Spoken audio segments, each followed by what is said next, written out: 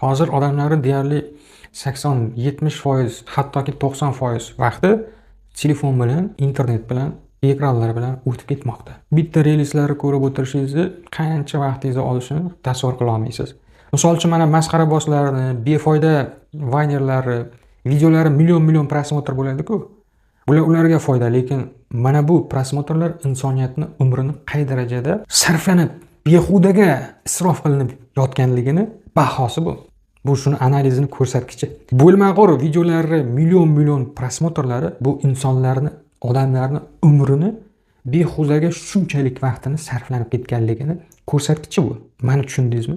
Demak, har kuni 2 soat telefondan yiroqlashsak, biz real hayotga qaytamiz. Onalarimizga e'tibor, bolalarimizga, ayolimizga, turmush o'rtog'imizga, ya'ni erlaringizga e'tiboringiz ko'proq bo'ladi. Jamiyatga, hayotga, kundalik haqiqiy mana bu real yashashga qaytasiz. Bir-biringizga yanada mehringiz oshadi, muhabbatingiz oshadi. Kuni bilan o'zi bunday qaraganda, ayniqsa erkaklar, ko'chada ishlaydiganlar, ayollar, bir-biringizga jami hisoblagan vaqtingizni, bir-biringizga jami ajratgan vaqtingizni hisoblasak, yarim soat ham bo'lmasligi mumkin. Umumlashtirsangizda, real yashab bir-biringizga bergan mehringiz bilan muloqotingizni.